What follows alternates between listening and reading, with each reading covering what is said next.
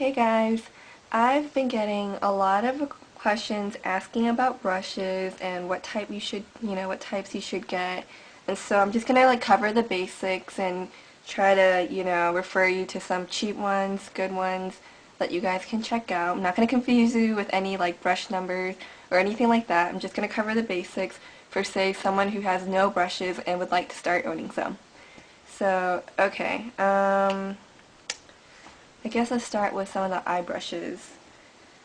You always want some, eyeshadow brushes that just very basic ones to cover the lid with.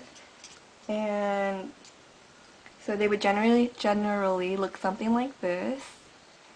This is an e.l.f. one that I got from eyeslipsface.com, and it was only $1, and it's one of my favorites.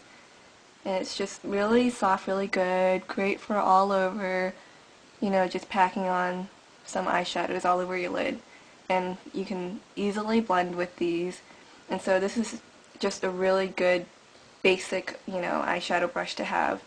And I also have this other one, which is, it's different in shape, but it still serves the same purpose. It's just a bit longer, narrower, and it's more flimsy than this one.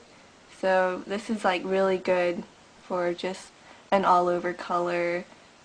And if you have smaller lids, this works too. I think this is if I can remember the name, I think it's a Studio 35 tools brush, like the really cheap ones that you can get at Walgreens. And this was only a few bucks or so. So that's another alternative if you don't want to order online. It works. You can blend with this too. Just a nice simple brush to have.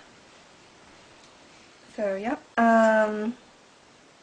Next, you'll see a lot of people referring to these kind of dome-shaped brushes, and I really like to have these to create that outer V or to go right into the crease. So that's what I really like these for. This one is particularly an Estee Lauder one that I got as a part of a gift set. But you can find, I don't know, you can find ones like this, like Sonia Kashuk ones, or at Target, or wherever else. You can find similar ones like this. And I think this is pretty beneficial to have. It's not absolutely necessary, but I like it. And I just feel like you can create a lot more dimension with your looks with this type of brush. So it's just a soft, fluffy, kind of dome-shaped brush. It's really great for the outer corners here, creating a V, going right deep into the crease and whatnot. Okay. And here's another brush. This is a Sonia Kashuk one. It's an eyeliner brush.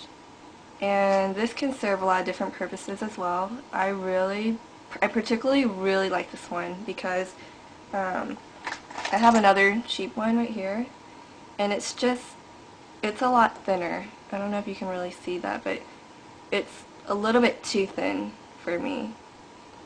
But this one is full enough so that, say I'm using eyeshadow or some type of cream liner or whatever, to line my top lid with, it's full enough yet thin enough to get right in between my lashes. And so I really, really like this brush. I highly recommend it. It's great for underneath too. Say you want to set your liner with a shadow, or say you just want to line your eyes with some shadow. It's just so easy to do that if you want to get a dark colored shadow, and just line right underneath to give a very natural look. I definitely recommend this type of brush. And this is also good if you want to shade in your eyebrows. I actually did that today with this. You can use a dark brown color or whatever will suit your skin color. I mean your hair color and skin tone. Yeah, so this type of brush I highly recommend. And here's another one that I like to use a lot. It's just a really big fluffy brush, and I like to use this to highlight my brow bone. So if you if you want a nice big fluffy brush, you can check some of these out. I'm sure you can find these for cheap. I got this as a gift from Peach, a YouTube user, so I don't know where she got this from, but it's like one of my favorite brushes and use it almost every day. So it's really good for that, or like a all over color too. And here's another Estee Lauder one that came with the pack, and it's just a really small kind of dome-shaped one, and you'll often see me use this to highlight right in the inner corners with a light color right here. So I like this for that, but it's not absolutely necessary, just something that I like to use. So as far as eyes go, those are pretty much like the type of brushes I would recommend that you would want to go check out. What else? Well, if you're a mineral foundation wearer, or you put like loose powder on your face or blush or whatever, I recommend getting a retractable kabuki brush.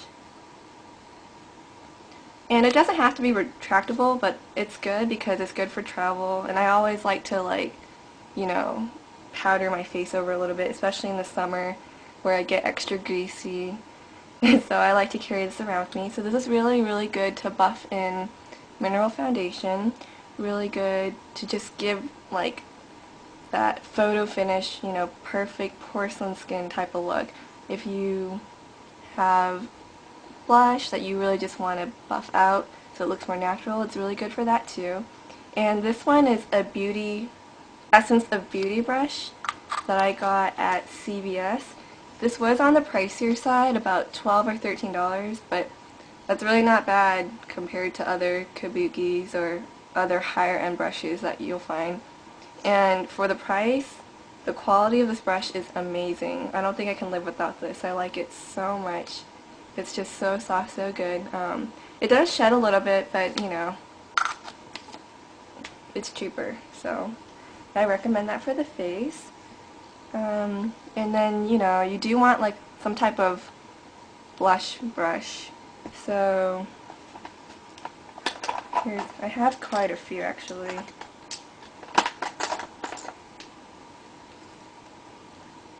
I have these type. I also have this other Sephora one that just came in the mail. Here, I'll pull it out. And it's one of those angled ones. A lot of times people will recommend these angled brushes, but hey, I use whatever works, and they all work really great for me. So, it's great to just go on the cheeks and right up.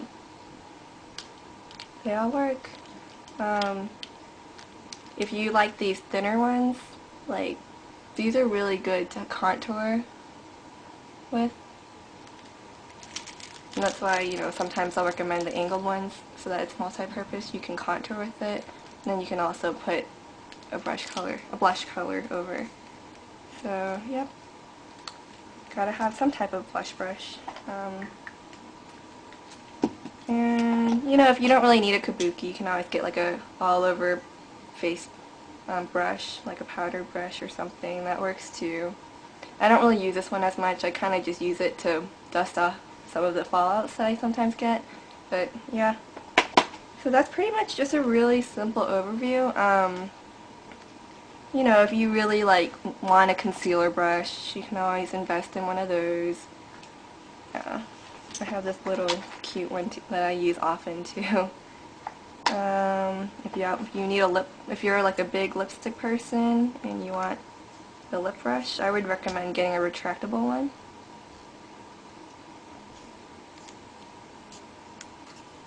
And all these ones I'm showing you like extra stuff. Like for a beginner's kit, I wouldn't say that you really need it, but yeah. And for the most part, I think that's pretty much it. Yeah, if you have any more questions or need any suggestions or whatnot, just let me know. I hope this was in any way helpful, and you all have a great one.